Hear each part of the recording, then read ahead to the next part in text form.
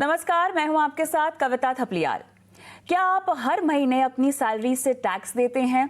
क्या आपने कभी एक दिन की देरी से भी टैक्स भरने की गलती नहीं की है?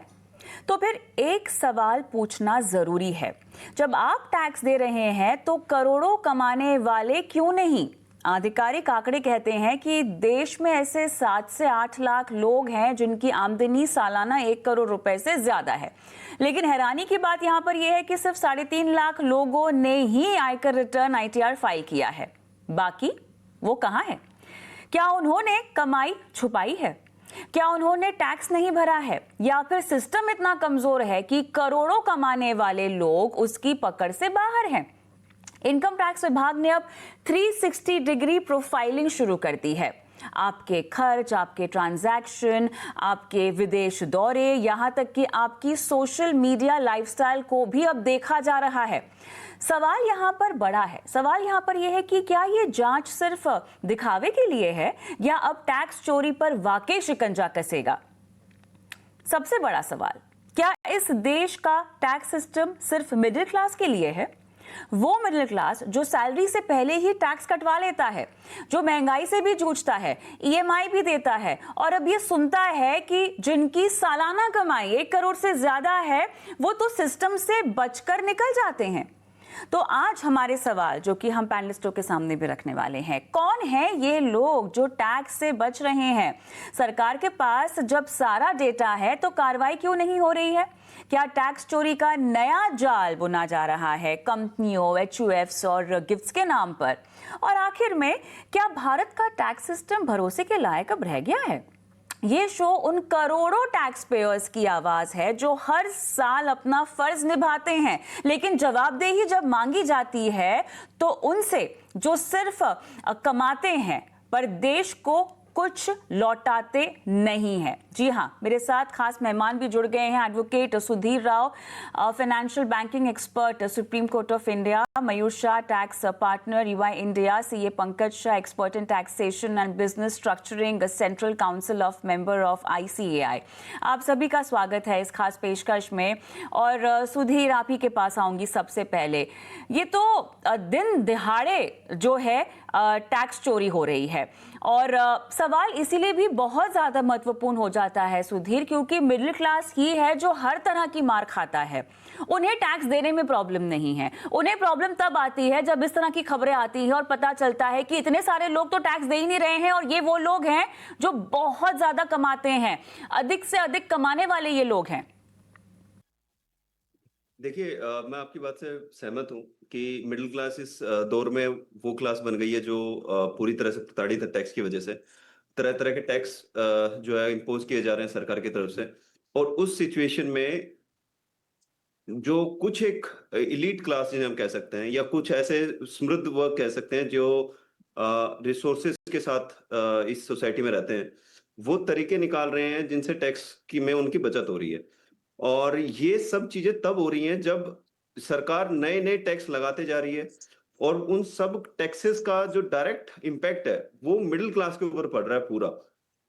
और जो एक जो पैसा चाहे वो हिंदू अनडिवाइडेड फैमिली के पैन कार्ड के थ्रू एक और सैलरी या एक और मतलब टैक्स सेविंग पैटर्न हो उसमें बचाने में हो, या किसी और तरह से भी जो CA और जो लीगल एक्सपर्ट्स होते हैं उनके साथ मिलके अपने एक हाई वैल्यू एसेट्स को प्रोटेक्ट करने का सिस्टम हो, ये एडमिट कर पा रहे हैं, बचा पा रहे हैं। और सारा भार जो है टैक्स का एक तरह से मिडिल क्लास के ऊपर पड़ रहा है, विच इज रॉन्ग। गवर्नमेंट को इस पे देखना चाहिए और मिडिल क्लास को इसमें रेस्क्यू करना चाहिए किसी तरीके से भी, क्योंकि टैक्स का जो सिस्टम है वो पूरा इस डायरेक्शन में जा रहा है कि मिडिल क्लास जो सैलरीड वर्ग है वो बच नहीं सकता टैक्स से, और जो बिजनेस क्लास है या जो और किसी भी पैरामीटर से पैसा कमा रहे हैं, वो उनके पास बहुत सारे साधन है टैक्स बचाने के, और उनके पास बहुत सारे तरीके हैं टैक्स बचाने के। तो मिडिल क्लास के लिए राहत का गवर्नमेंट के पास प्रोविजन है, पावर है लॉ लाने की, लॉ में अमेंड करने की। मेरे हिसाब से वो चीज होनी चाहिए। आप कह रहे हैं यहाँ पर मिडिल क्लास जो कि टैक्स से बच नहीं सकता है, करोड़पति जो टैक्स दे नहीं रहे हैं। मयूर, 360 डिग्री प्रोफाइलिंग का मतलब क्या है? क्योंकि अब जो सरकार कर रही है ना, उस पर बातचीत करते हैं। अब पकड़ में तो ये सारे लोग हैं नहीं, सरकार शायद कोशिश कर रही है। वो कोशिश कितनी कारगर है, ये आप हमको समझाइएगा। कोशिश में जो 360 डिग्री प्रोफाइलिंग की बात हो रही है, लाइफस्टाइल देखने की बात हो रही है, बीच में व्हाट्सएप मैसेजेस पर भी सुनने में आया था कि पकड़े जा रहे हैं लोग, उनके खर्चे जो वो दिखाते नहीं हैं। पर ये सब चीजों का जमीनी हकीकत से कितना तालमेल है, कितना नाता है? क्या वाकई ये कार्य जो कदम है वो पर्याप्त होंगे या नहीं होंगे? कैसे इसका आकलन करें? ये बात सही है कि टैक्सेस का बर्डन मिडिल क्लास पे आता है। और ये भी सही है कि क्या गवर्नमेंट या सिस्टम कुछ मेजर्स ले रहे हैं या नहीं ले रहे हैं। तो एक तरह से देखा जाए तो बहुत सारी सिस्टम डाली हुई है और ये आज से नहीं, बरसों से चली आ रही है। इफेक्टिव इम्प्लीमेंटेशन हो रहा है या नहीं, वही देखना बाकी रहेगा। जैसा कि आपने मतलब मैं मेरा 30+ इयर्स का एक्सपीरियंस है। मैंने देखा है कि पहले असेसमेंट करते थे या रिटर्न का जो जांच करते थे, उस समय वो लोग बोलते थे, वहाँ से पूछा जाता था कि आपका खर्चा कितना हुआ साल भर में, और इतना खर्चा है तो इतनी आमदनी बताते हैं या नहीं बताते हैं। और उस बेसिस पे भी बहुत सारे असेसमेंट वगैरह, स्क्रूटिनी वगैरह होती थी और उस पे से एडिशनल टैक्स या लगाए जाते थे। ये 360 degree profiling has just started because of various information is collected from various sources. Such as हम क्रेडिट कार्ड से एक्सपेंस करते तो वहां से डिटेल्स मिल जाती हैं कि कितना खर्चा हुआ है। दूसरा है कि हम प्रॉपर्टी ट्रांजैक्शन करते हैं, चाहे इंटीरियर में हो, एग्रीकल्चरल लैंड हो या नॉर्मल प्रॉपर्टी परचेज है, वो पूरी इंफॉर्मेशन पैन कार्ड के द्वारा ट्रैक हो जाती है। आज भी जो भी HNI जो ट्रांजैक्शन करते हैं, हाई वैल्यू ट्रांजैक्शन करते हैं, चाहे वो इन्वेस्टमेंट करे या चाहे वो प्रॉपर्टी परचेज करे या कुछ फॉरेन ट्रैवल्स करे या कुछ भी करे, वो AIS सिस्टम के अंदर कैप्चर हो जाता है थ्रू पैन कार्ड। और वहाँ से उनको एक्सेप्ट करना है या रिजेक्ट करना है, देखना है कि ये ट्रांजैक्शन उन्होंने अंडरटेक किया है या नहीं किया है। अगर वो कुछ नहीं करते तो दे अज्यूम कि ये अंडरटेकन द ट्रांजैक्शन और उस पर टैक्स भरा है या नहीं, उसकी जांच करी जाती है। दूसरा ये होता है, कोई व्हीकल परचेज किया या कोई मोबाइल के ज़्यादा एक्सपेंसेस है तो उस पर भी मतलब इंक्वायरी हो जाती है। दूसरा एक तरीका है कि समझो कि ये यहाँ ट्रांजैक्शन ना करके फॉरेन में ऐसा कोई ट्रांजैक्शन कर दिया, तो इंडिया ने बहुत सारी ट्रीटी साइन की हुई है फॉरेन कंट्री से, जहाँ से ये इंफॉर्मेशन इंडिया में आ जाती है और वहाँ भी इंडिया का पैन कार्ड देना जरूरी हो जाता है। और उसी से ट्रैक होके यहाँ से फॉरेन इन्वेस्टिगेशन सर्कल से नोटिस आ जाता है कि ये ट्रांजैक्शन आपने किया है या नहीं किया है, तो उसको रिपोर्ट किया है या नहीं, और उस तरह से इंक्वायरी की जाती है। आज की डेट में तो मतलब मैंने इतना विजिलेंस देखा हुआ है कि हर एक चीज के लिए हर एक ट्रांजैक्शन के लिए इंक्वायरी बैठती है और उस पे इंक्वायरी में आंसर देना पड़ता है। क्या ये जो प्रयत्न है वो पर्याप्त है या नहीं, वो कहना बहुत मुश्किल होगा, क्योंकि इतने भी करने से भी हर ट्रांजैक्शन ट्रैक नहीं हो पाता है, बिकॉज हर एक कंट्री या हर एक सिस्टम में ये कैप्चर हो नहीं पाता है। अभी बीच में हमने सुना था कि एक आदमी मल्टीपल पैन लेके बैठे रहते हैं और उससे ट्रांजैक्शन करते हैं, तो एक ही आदमी का मल्टीपल ट्रांजैक्शन, मल्टीपल उनका नाम वगैरह रहता है, मल्टीपल पहचान रहती है, उससे दिक्कत हो जाती है कि एक ही आदमी ने ट्रांजैक्शन किया है या अलग अलग आदमियों ने ट्रांजैक्शन किया है। तो उस वजह से ये ट्रांजैक्शंस कैप्चर करना उतना ही मुश्किल हो जाता है। तो कोई हल नहीं हुआ ना? और ये कुछ नहीं, हद तक तो मुझे लगता है कि तो पंकज जी, ये तो कोई हल नहीं हुआ ना। जिस तरह से हम पूरी सिचुएशन को देख रहे हैं अभी, ये तो किसी भी तरह से हम सोल्यूशन की राह पे जा ही नहीं रहे हैं। या तो ऐसा हुआ कि पेंडोरा बॉक्स है, आपने एक समस्या खोली है, उसके अंदर आपको 100 समस्याएं और निकल के आ गई हैं। मयूर, क्या कहेंगे आप? इम्प्लीमेंटेशन की दिक्कत कहां पर नहीं होती है, लेकिन ये तो खुलेआम हो रहा है ना।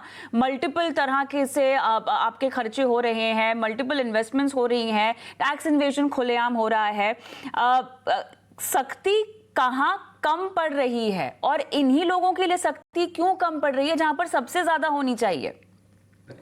इसमें दो तरह की दिक्कतें हमने देखी है कि हो रही है।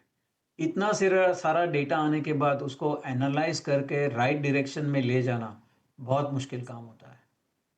अभी डेटा इतना जमा कर लिया है कि उसको किस तरह से किसके ऊपर यूज करे, कहाँ यूज करे, वो एक सबसे बड़ी समस्या डिपार्टमेंट के लिए बनी हुई है।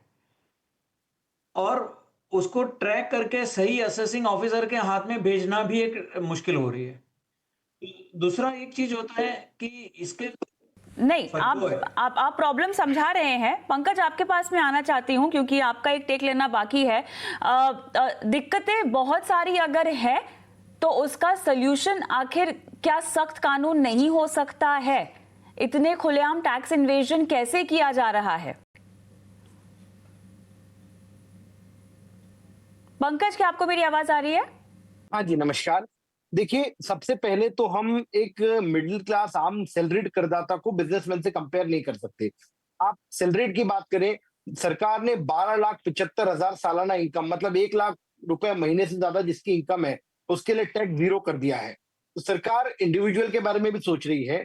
हम देखें कि मिडिल क्लास को 12,75 तक कोई टैक्स नहीं है, उसके ऊपर इनकम टैक्स देना पड़ता है। बट बिजनेसमैन का टर्नओवर जैसे 20 लाख 40 लाख बढ़ता है, उसके ऊपर जीएसटी की भी लायबिलिटी आ जाती है, दूसरे पीएफ और बहुत सारे कंप्लायंसेस उसके ऊपर आ जाते हैं। तो एक बिजनेसमैन को और एक सैलरीड पर्सन को या आम आदमी को, नौकरी पेशा आदमी को हम कंपेयर नहीं कर सकते। रही बात टैक्स प्लानिंग की, देखिए दो चीजें होती हैं। आज एचयूएफ बनाना, एचयूएफ में बिजनेस करना, ये टैक्स प्लानिंग है। और टैक्स प्लानिंग, टैक्स इवेजन, दोनों में अंतर है। सरकार, संविधान, सुप्रीम कोर्ट टैक्स प्लानिंग को अलाउ करती है, टैक्स चोरी, टैक्स इवेजन को अलाउ नहीं करती। और टैक्स प्लानिंग पर भी अब सरकार ने बहुत सख्त कदम उठा लिए हैं। आज जैसे कोई एचयूएफ की बात है तो एचयूएफ के लिए टैक्स बेनिफिट केवल 3 लाख तक का एग्जेम्पशन है, जहां की नॉर्मल इंडिविजुअल के लिए 12.5 लाख रुपए का एग्जेम्पशन हमको मिल रहा है। आज 1,50,000 से ज्यादा का कोई एचयूएफ के थ्रू एडवांटेज बचा नहीं, जो सरकार के लिए पीनट्स हैं। एचयूएफ एक हमारी भारतीय पद्धति है जिसके थ्रू बिजनेस किया जा रहा है। तो एचयूएफ बनाना, सरकार ने एचयूएफ को कंट्रोल करने के लिए, आज एचयूएफ किसी भी पार्टनरशिप फॉर्म में पार्टनर नहीं बन सकता। तो सरकार 360 डिग्री कदम जरूर उठा रही है। बिजनेस के मैन के ऊपर भी उतनी ही सख्ती है। सैलरीड के ऊपर जो इनकम टैक्स है वो प्लेन स्लैब रेट से है, आपको 12,75 तक की छूट देती है, उसके ऊपर भी बहुत सारे बेनिफिट सरकार दे रही है। इन्वेस्टमेंट जरूर सरकार का एक वो चेंज हो गया है कि अब इन्वेस्टमेंट के बेसिस पे छूट नहीं दे रही सरकार। आप खर्चा करें, सरकार को 3 ट्रिलियन की इकोनॉमी जो है और आगे ले जाना है, इसलिए सरकार इसको कंजम्पशन बेस्ड इकोनॉमी बना रही है। बट हम बात करें कि मिडिल क्लास और बिजनेसमैन के अंदर बहुत भेदभाव है, तो ऐसा मेरी दृष्टि में बिल्कुल नहीं है। Just to add what Pankaj ji से, जी बोलिए। कि उन्होंने बताया कि 12 लाख के ऊपर, 12 लाख तक इनकम पे टैक्स नहीं है। अगर आप देखोगे तो 50 लाख तक तो सरचार्ज भी नहीं है। तो जो अपर मिडिल क्लास भी है, उनको भी वो राहत दी गई हुई है कि उनको भी एडिशनल सरचार्ज जो लगता है वो नहीं लगता है। 50 लाख के ऊपर इनकम जाने पर ही सरचार्ज लगता है। तो बहुत सारी ऐसे फैसिलिटी दी गई हुई है जिससे उनको भी राहत मिलती रहे। देखिए, प्रॉब्लम मैं इसमें ऐड करना चाहूंगा। प्रॉब्लम इसमें ये है कि जो समृद्ध लोग हैं वो आज हम ग्लोबल वर्ल्ड में जी रहे हैं। आज जो लोग इंडिया में रिच फैमिली से बिलोंग करते हैं, अच्छा पैसा होल्ड करते हैं, वो बाहर विदेशों में घूमते हैं, सारा कल्चर को एक्सपीरियंस करते हैं। और वो वहां पे फिर आपके पास आ जाता है दुबई जैसे ऑप्शंस आ जाते हैं, जहां पे टैक्स बिल्कुल ना के बराबर है। और वहां पे काम करने वाला व्यक्ति इंडिया के कंपेयर में जब कंपेयर करता है तो उसमें बहुत ज्यादा डिफरेंस है कि आप पैसा कमाते हो उस पर टैक्स देते हो। आप गाड़ी का एग्जांपल ले लीजिए। अगर मिडिल क्लास, क्योंकि कोई भी सरकार, चाहे वो किसी स्टेट की हो, बसेस प्रोवाइड नहीं करा पा रही है, रेलवे नेटवर्क ओवर क्राउडेड चल रहा है, आपके तत्काल सर्विसेज फेल्ड है वहां पे, आपका एयरपोर्ट सर्विसेज हर सिटी में एक्सेसिबल नहीं है। ट्रांसपोर्टेशन का ओनली पर्पस जो है वो एक शहर से दूसरे शहर जाने के लिए जो मिडिल क्लास के पास बचता है अपना कोई व्हीकल खरीदने का है, वो पैसा कमाता है, उस पे टैक्स देता है, फिर व्हीकल पे टैक्स देता है, फिर रोड टैक्स देता है, फिर टोल टैक्स देता है, फिर आपका पेट्रोल पे टैक्स देता है। आपने एक सिस्टम, बेसिकली गवर्नमेंट फेल हो गई इस पूरे पूरे प्रोसेस में कि वो सिस्टम मेंटेन नहीं कर पाई कि टैक्सेशन किस लेवल पे कलेक्ट करना चाहिए। हमारे पुराना जो भी सिस्टम है, जो राजा महाराजा लेते थे, जो टैक्स का सिस्टम था, वो ऐसा होता था कि बिल्कुल ना के बराबर आपको महसूस ना हो और टैक्स कलेक्शन हो जाए। टैक्स कलेक्शन जो सरकार है उसको चलाने के लिए यूज होना चाहिए था। अभी वो एक्सटॉर्शन की तरह काम कर रहा है, जिसके कारण जो तरीके हैं टैक्स बचाने के वो निकाले जा रहे हैं, वो लूपहोल्स ढूंढे जा रहे हैं, उन पे काम किया जा रहा है। और अगेन, जैसा पैनलिस्ट एक साथी ने कहा कि टैक्स चोरी क्राइम है, टैक्स के बचाने के तरीके क्राइम नहीं है, मैं बिल्कुल सहमत हूं। और इसी कारण जो लोग टैक्स को बचाना चाहते हैं वो अफोर्ड कर पा रहे हैं उन सब लोगों को, ताकि वो अपना पैसा सुरक्षित कर पाए, अपनी फैमिली उसको दे पाए। अदरवाइज टैक्सेशन इंडिया में एक कॉम्प्लेक्स सिस्टम है जो आम आदमी के समझ में नहीं आएगा, और वो चाहे तो उतना सेव नहीं कर सकता जो एक लीगल एक्सपर्ट या टेक्निकल एक्सपर्ट या सीए एक्सपर्ट जो है वो उस डोमेन को जाके एक्सप्लोर करके बता पाए कि आपको सेविंग कहाँ करनी है, कहाँ नहीं करनी। और मेरे हिसाब से आज वो सिचुएशन है जिसमें हर मिडिल क्लास को एक एक वेल क्वालिफाइड लॉयर और वेल क्वालिफाइड सीए एक्सेसिबल होना चाहिए, ताकि वो अपने पैसे को बचा सके अपनी फैमिली के बेटरमेंट के लिए। यहाँ पर जो है मैं ऐड करना चाहूंगा जी। कि नॉर्मल एक मिडिल क्लास व्यक्ति के ऊपर जो टैक्स रेट्स हैं, 12.5 लाख तक कोई टैक्स नहीं है, उसके बाद 5, 10, 15% के हिसाब से जो स्लैब रेट्स है हमारी, उस हिसाब से उसका एवरेज टैक्स 20%, 25% तक जाता है। जबकि एक हाई नेटवर्क इंडिविजुअल जिसकी ज्यादा इनकम है, उनके लिए हाईएस्ट टैक्स रेट 38% तक जाता है। तो जो बड़े बिजनेसमैन है, क्योंकि उनका टैक्स रेट भी हैवी है, लास्ट ईयर तक तो 42% था, जो अब इस बार 38% आया है। तो क्योंकि उनका टैक्स रेट ज्यादा है, इसलिए उनके लिए प्लानिंग करना जो है एडवाइजेबल भी रहता है। मिडिल क्लास के ऊपर वैसे ही सिंप्लीफाइड रिजाइम है। आज बिजनेस का टैक्सेशन स्ट्रक्चर बहुत कॉम्प्लिकेटेड है। हम बात करें फॉरेन में जाके जो इन्वेस्टमेंट करते थे, सर, ब्लैक नियम मनी लॉ सबके आ गया है। ऊपर है।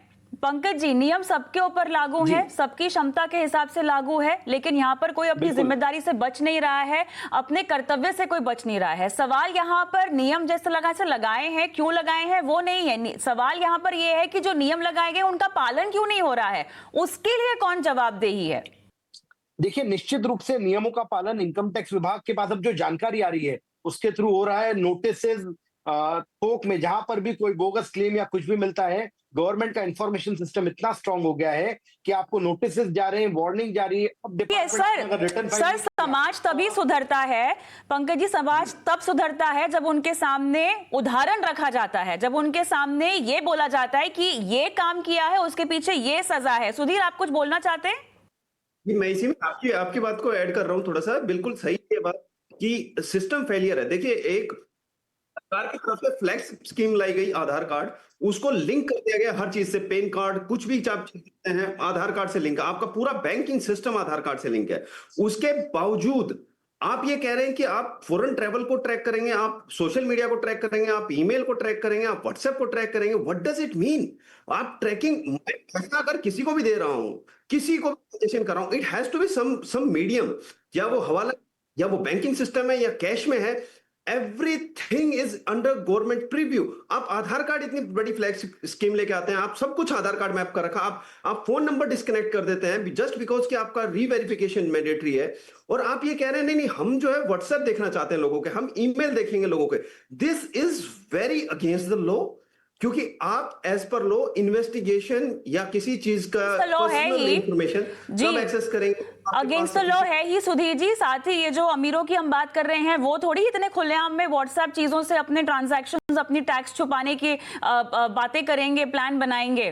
हाँ मयूर जी, इट्स ग्रॉस मिसयूज। नहीं, इसमें आप 360 डिग्री प्रोफाइलिंग देखेंगे तो उनमें से वो लोग क्रेडिट कार्ड ट्रैक करते हैं, प्रॉपर्टी परचेज ट्रांजैक्शन ट्रैक करते हैं, व्हीकल ट्रांजैक्शन ट्रैक करते हैं, पासपोर्ट कहाँ कहाँ स्टैंप हुआ, इमिग्रेशन डेस्क को ट्रैक करते हैं, मोबाइल फोन को ट्रैक करते हैं, क्योंकि there are transactions which are happening through mobile as well, and they are tracking foreign travel because many a times you don't need even PAN number or anything to travel abroad.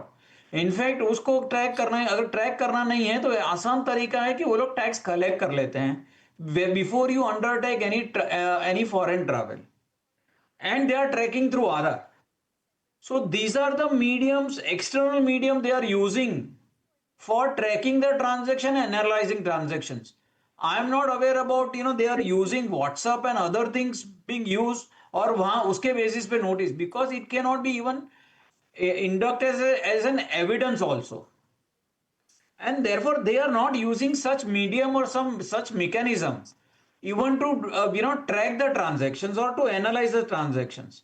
दूसरी system वो follow करते हैं जो pen, और दूसरा जो as system है, assessment system है, उससे वो लोग ट्रैक करते हैं। और जो इंफॉर्मेशन वहां आती है, जैसा कि मैंने बताया कि इंडिया ने करीबन 86 कंट्री के साथ ट्रीटी साइन किए टू एक्सचेंज इंफॉर्मेशन, और वो इंफॉर्मेशन फॉरेन गवर्नमेंट से आती है। और हमने कितने असेसमेंट ऐसे अटेंड किए हैं जहां वो ट्रांजैक्शंस बेस आते हैं। मैं आपको एक छोटा सा एग्जांपल देता हूं।